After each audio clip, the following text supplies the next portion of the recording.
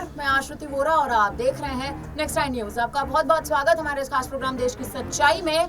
बात करेंगे चंद्रशेखर आजाद के बारे में और चंद्रशेखर आजाद की आने वाली रणनीतियां जिस हिसाब से लगातार एक बड़ा बदलाव लेती नजर आ रही है, खासतौर पर उत्तर प्रदेश में। और हाल ही में आजाद का वो बड़ा ऐलान, उनके ऐलान के अनुसार जिस हिसाब से उन्होंने साफ तौर पर ये कह दिया है कि जहां जहां भी अब विधानसभा चुनाव होने जा रहे हैं, जिसमें मुख्य राज्य की बात करें तो महाराष्ट्र का नाम सबसे आगे है, दिल्ली का नाम आगे है, हरियाणा का नाम आगे है, वहीं बिहार का भी नाम आगे है। हिंदी बेल्ट के भी तमाम राज्यों में अगर आप देखें तो आने वाले समय में विधानसभा चुनाव की जो रणनीतियां हैं उसके तहत अब आजाद अपने प्रत्याशियों को इन तमाम राज्यों के क्षेत्रों में उतारते नजर आ सकते हैं। लेकिन सबसे चर्चित विधानसभा चुनाव जो होंगे वो होंगे साल 2027 में उत्तर प्रदेश के।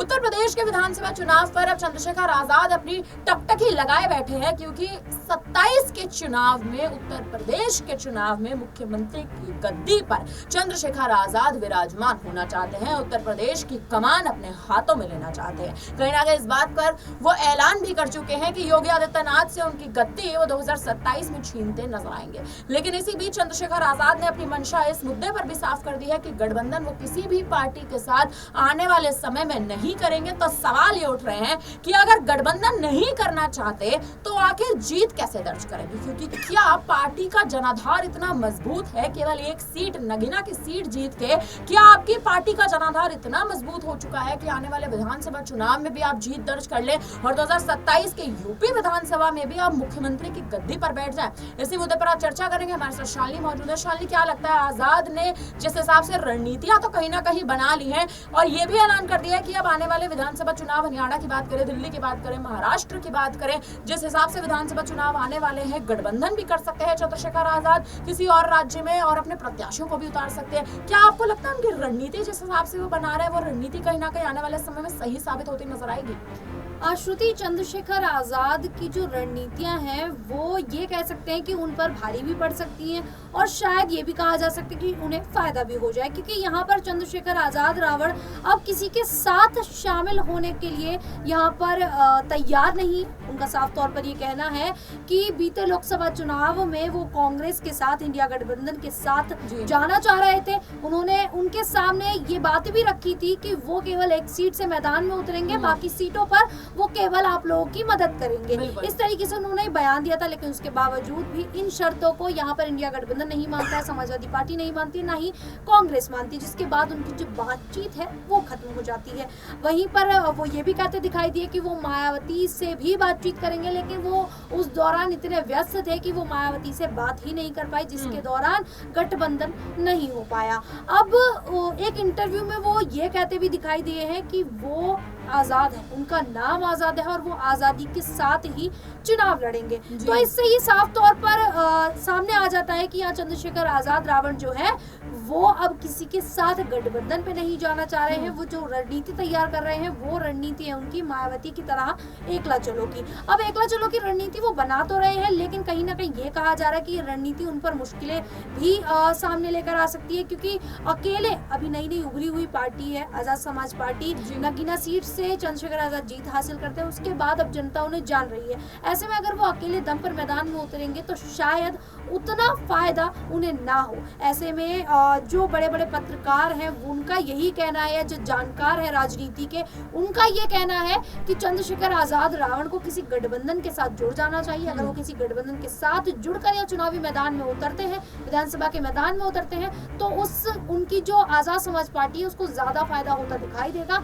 लेकिन अगर अकेले मैदान में उतर जाएंगे तो शायद पार्टी वो मुकाम हासिल ना कर पाए।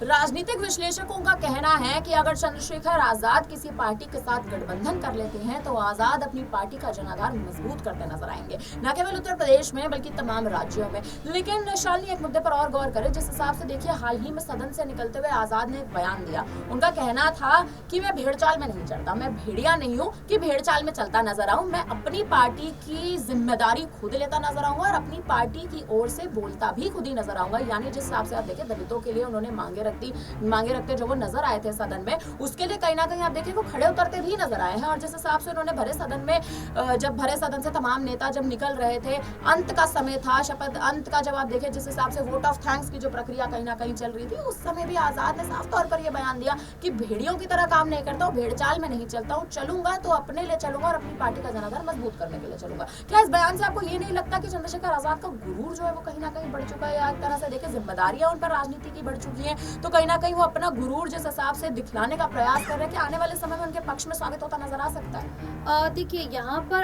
आत्मविश्वास होना बहुत अच्छी बात होती है, लेकिन अगर वही आत्मविश्वास अति में बदल जाता है तो कहीं ना कहीं ये कहा जा सकता है कि वो खुद की ही मुश्किलें खड़ी कर सकता है। जिस प्रकार से चंद्रशेखर आजाद रावण ने अपने दम पर जीत हासिल की, अपने पार्टी का जनाधार मजबूत किया है, जनता भी उन्हें पसंद कर रही है। जो मायावती का दलित वोट बैंक था वो खिसक के अब यहाँ चंद्रशेखर आजाद के पास आ गया है। ऐसे में ये जो अहंकार है ये झलकता हुआ तो बिल्कुल दिखाई दे रहा है श्रुति, क्योंकि यहाँ पर देखा गया कि चंद्रशेखर आजाद ने अपने ही नेताओं से मुलाकात करने के लिए ये कह दिया कि आपको अपॉइंटमेंट लेनी पड़ेगी, जब आप अपॉइंटमेंट लोगे उसके बाद ही आप मुलाकात कर सकते हैं। तो ये भी एक अहंकार ही झलकता हुआ दिखाई दे रहा है, और अगर ये अहंकार बढ़ जाता है तो यही कहा जा सकता है कि आने वाले समय में चंद्रशेखर आजाद रावण जो अपनी पार्टी को ऊंचाई पर ले जाना चाहते हैं, कहीं ना कहीं वो पार्टी उन ऊंचाइयों को ना छू पाएगी। और ऐसे में यही कहा जा सकता है कि इतना अति आत्मविश्वास होना पार्टी के लिए घातक होगा, उनके खुद के लिए घातक होगा। और ये भी कहा जा सकता है कि उनकी राजनीति जो अभी भी राजनीति में प्रवेश किए हैं वो कहीं ना कहीं खत्म होता दिखाई दे सकता है। लेकिन शालिनी, अगर एक मुद्दे पर और गौर करा जाए, आप देखें जिस हिसाब से आजाद मना तो कर चुके हैं, नकार तो चुके हैं कहीं ना कहीं कि मैं गठबंधन नहीं करूंगा, लेकिन मायावती की पार्टी के साथ आजाद के रिश्ते अभी भी आप देखें कहीं ना कहीं गठबंधन नहीं है, लेकिन रिश्ते जरूर गहरे हैं। आकाश आनंद को छोटा भाई कहे थे हाल ही में एक इंटरव्यू के दौरान। क्या लगता है कि आने वाले समय में आकाश आनंद को कोई बड़ा पद दे सकता है? क्योंकि आकाश आनंद की वापसी तो बहुजन समाज पार्टी में हो चुकी है, मायावती ने वापसी आप देखिए नेशनल कोऑर्डिनेटर का पद, राष्ट्रीय संयोजक का पद उन्हें सौंप दिया है, लेकिन क्या आकाश आनंद जिस हिसाब से आप देखिए अभी भी एक्टिव होते नहीं नजर आए? बहुजन समाज पार्टी की तमाम चुनावी रैलियों की कमान अभी भी ना तो उत्तर प्रदेश में ना तो देश में कहीं ना कहीं भी आप देखिए संभालते नहीं नजर आ रहे। तो क्या आकाश आनंद आजाद के किसी ऑफर को आने वाले समय में क्या उस ऑफर पर हामी भरते नजर आएंगे, या चंद्रशेखर आजाद बीएसपी में सेंधमारी करेंगे? यहाँ पर मायावती ने अब जो निर्णय लिया है हरियाणा की, अगर यहाँ पर भी बात उठाई जाए तो यहाँ पर हरियाणा में वो गठबंधन के लिए तैयार हो चुकी है। अब जिस तरीके से मायावती को इस चीज का एहसास हो गया है कि वो अकेले अगर चुनावी मैदान में उतरेंगी तो उनका जो सियासी जनाधार है वो बिल्कुल खत्म हो जाएगा। और ऐसे में अब यही देखा जा रहा है कि जिस प्रकार से हरियाणा में वो गठबंधन करने के लिए तैयार हो चुकी है, तो यहाँ पर उत्तर प्रदेश में भी वही चाहेंगे कि चंद्रशेखर आजाद रावण के साथ उनका गठबंधन जो है वो तय हो जाए। और चंद्रशेखर आजाद रावण भी काफी ज्यादा सम्मान करते हैं मायावती का। वो ये कहते हैं कि दलितों में से महिला का राजनीति में आना और मुख्यमंत्री बन जाना तो ये आसान नहीं थी, इसकी जो राह थी वो आसान नहीं थी। ऐसे में मायावती का मैं सम्मान करता हूँ। वो ये भी कहते दिखाई दी कि हालांकि मायावती मुझे कहती रही है कि मैं एक गुनहगार हूँ और मेरे खिलाफ वो बयान देती रही है, लेकिन इसके बावजूद भी मैं उनका काफी ज्यादा सम्मान करता हूँ और मैं यही चाहूंगा कि बसपा चुनावी मैदान में आगे बढ़ता रहे। उसी तरीके से 2007 में जैसे जीत हासिल की थी अपने दम पर, इसी तरीके से वो एक बार फिर से बसपा जीत हासिल करती दिखाई दे और जो उनका सियासी जनाधार हो वो मजबूत हो जाए। अब देखना दिलचस्प होने वाला है कि आने वाले समय में जिस राज्य में विधानसभा चुनाव की प्रक्रिया शुरू हो चुकी है, रणनीतियां बननी शुरू हो चुकी है, तमाम पार्टियां धीरे धीरे करके ही चुनावी मैदान में उतरना शुरू हो गई हैं। अब चंद्रशेखर आजाद और उनकी पार्टी आजाद समाज पार्टी आखिर क्या भूमिका निभाती इन तमाम राज्यों में नजर आएगी, चुनावी बिगुल कैसे फूकेंगे, ये एक बड़ा सवाल कहीं ना कहीं खड़ा होता है। और देखना ये कि क्या आजाद अपनी रणनीतियों के तहत जीत दर्ज कर पाएंगे या नहीं। फिलहाल इस पर आप क्या कहेंगे, आप हमें कमेंट करके जरूर बताएं। बाकी तमाम बड़ी खबरों के लिए आप बने रहिए हमारे साथ, देखते रहिए